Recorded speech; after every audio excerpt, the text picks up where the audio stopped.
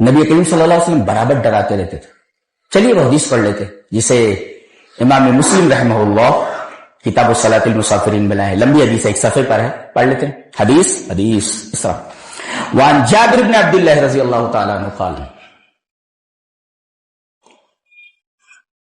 وعن جابر بن عبد اللہ رضی اللہ تعالی عنہ قال كان رسول الله صلى الله عليه وسلم اذا خطب احمرت عيناه وعلى صوته واشتد غضبه حتى كأنه منذر جيش يقول صبحكم ومساكم ويقول بعثت انا والساعة كهاتين ثم يقرن بين اصبعيه السبابة والوسطى ويقول اما بعد فإن خير الحديث كتاب الله وخير الهدى هدى محمد صلى الله عليه وسلم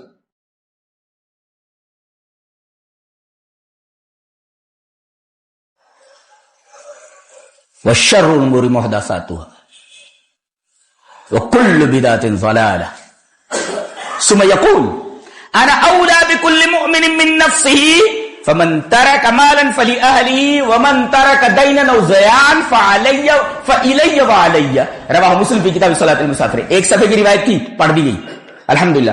اور راوی حضرت جابر بن عبداللہ. حضرت جابر بن عبداللہ فرماتے ہیں کہ رسول اللہ صلی اللہ علیہ وسلم جو خطبہ دیتے، کانا رسول اللہ صلی اللہ علیہ وسلم اذا خطب، جب خطبہ دیتے تو احمرت عیناہ، آپ کی آنکھیں سرخ ہو جاتی. یہ خطاب کا انداز ہے نا. خطابت دنیا کا سب سے مشکل فن ہے. ایسے نہیں آتا، عمر پوری گزر جاتی ہے تب آدمی خطیب بنتا ہے. سمجھ میں آیا؟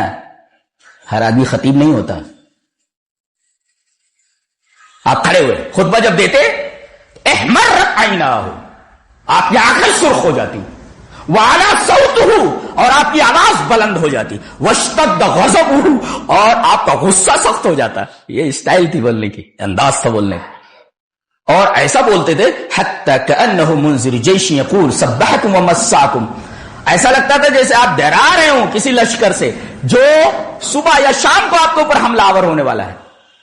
ایک کمانڈر ان چیف کیا بولتا ہے، ایک حکمراں کیا بولتا ہے جب خطرہ دیکھتا ہے کہ صبح یا شام کبھی بھی وہ خطرہ تمہارے اوپر نازل ہو سکتا ہے، کوئی لشکر تمہارے اوپر حاوی ہو سکتا ہے، حملہ کر سکتا ہے، جوش سے بولتا ہے، اٹینشن، ہوشیار، مستعد، تیار، ایسا بولتا ہے نا. حتی کأنہ منذر جیش یقول، کیا نبی تھا ہمارا. درود شریف پڑھ لیتے ہیں گا. اللہم صلی علی محمد وعلی آل محمد کما صلیت علی ابراہیم وعلی آل ابراہیم انک حمید مجید. اللہم بارک علی محمد وعلی آل محمد کما بارکت علی ابراہیم وعلی آل ابراہیم انک حمید مجید. حتی کأنہ منذر جیش یقول، جیسے آپ کسی لشکر سے ڈرا رہے ہو جو صبح یا شام کو تمہارے اوپر حملہ آور ہونا چاہتا ہے. یہ تو انداز تھا آپ کا بولنے کا. پھر کہتے ہیں راوی کہ نبی کریم صلی اللہ علیہ وسلم فرماتے ہیں کہ بعثت انا والساعة کہاتین، میں اور قیامت اس طرح بھیجے گئے ہیں ایسا. ثم یقرن بین اصبعی، اپنی دو انگلیوں کو ملاتے تھے، سبابہ اور وسطی کو. انگلیوں کا نام معلوم ہے؟ خنصر، بنصر، وسطی، سبابہ وہاں. یہ تو یہ سبابہ اور وسطی کو، یہ سبابہ ہے، یہ وسطی، بین اصبعی، دونوں انگلیوں کو سبابہ اور وسطی کو ایسے ملاتے تھے.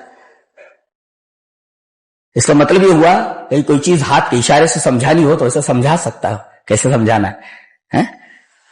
ثم یقرن بین اصبعیہ السبابۃ والوسطی، سبابہ وسطی، میں اور قیامت اس طرح بھیجے گئے ہیں، ایسے ملے.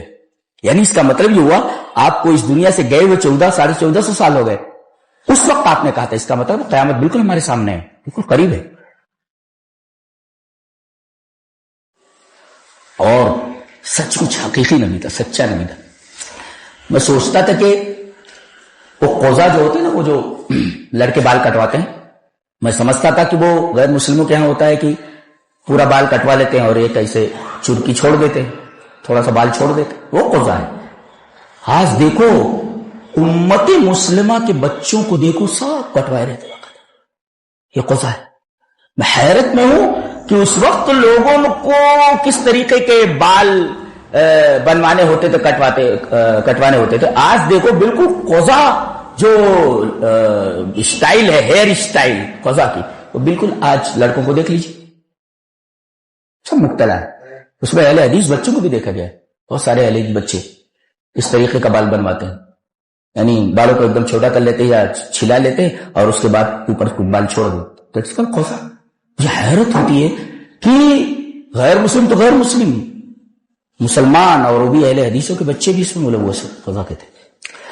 پھر آپ نے فرمایا کہ فَإِنَّ خَيْرَ الْحَدِيثِ كِتَابُ اللَّهِ, سب سے بہترین بات, سب سے بہترین کتاب, سب سے بہترین بات اللہ کی کتاب ہے, اور سب سے بہترین اسوہ نمونہ جناب محمد رسول اللہ صلی اللہ علیہ وسلم کا نمونہ ہے. اب دیکھیں آپ ہدی کے مقابلے میں, ہدا کے مقابلے میں, سیرت نبی کریم صلی اللہ علیہ وسلم کی سیرت, اس کے مقابلے میں لایا گیا وَشَرُّ الْأُمُورِ مُحْدَثَاتُهَا, سب سے برا کام جو ہو سکتا ہے وہ دین میں نئی بات ایجاد کرنا ہے. آپ نے فرمایا کل بدعۃ ضلالہ, جو چیز نئی ایجاد کی جائے وہ ضلالت ہے, وہ گمراہی ہے. یہاں بھی دیکھیے ہدا کے مقابلے میں لایا گیا. اس کا مطلب ہے بدعت عین اپوزٹ ہے ہدا کے. جو ہدا ہے وہ بدعت نہیں ہے, جو بدعت ہے وہ ہدا نہیں ہے. یعنی نبی کی جو سیرت ہے وہ بدعت نہیں ہے, جو بدعت ہے وہ نبی کی سیرت نہیں. جو ہدا ہے وہ بدعت نہیں, جو بدعت ہے وہ ہدا ہے. تو کتنے اپوزٹ ملے آپ کو؟ اتباع کی ضد ہے, یہ سنت کی ضد ہے, اور ہدا کی ضد ہے. ہدا ہدایت, نبی کی سیرت. اس کا مطلب ہے جو بدعت کے راستے پر چل, نبی کی سیرت کے اوپر نہیں چل رہا, یہ مطلب ہوا. اس کے بعد آپ نے فرمایا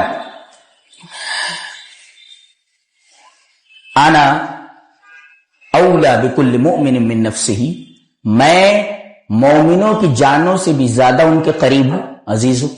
تو جو کوئی مال چھوڑے وہ اس کے اہل کے لیے ہے, اور کوئی قرض وغیرہ چھوڑ دے یا چھوٹے چھوٹے بچے چھوڑ دے تو ان کی کفالت اور ان کی تربیت کی ذمہ داری میرے اوپر ہے. یہ پوری حدیث تھی جسے امام مسلم رحمۃ اللہ علیہ کتاب صلاۃ المسافرین مسلم شریف میں لائے, اور اس سے استدلال یہ کرنا تھا کہ نبی کریم صلی اللہ علیہ وسلم خطبے کے دوران برابر بدعت سے ڈراتے رہتے تھے کہ یہ سنت نہیں ہے, یہ ہدا نہیں ہے, اس طریقے سے یہ اتباع نہیں ہے. برابر آپ اس خطرناک چیز سے ڈراتے رہتے تھے. شرک سے زیادہ ڈرایا ہے نبی کریم صلی اللہ علیہ وسلم نے بدعت سے.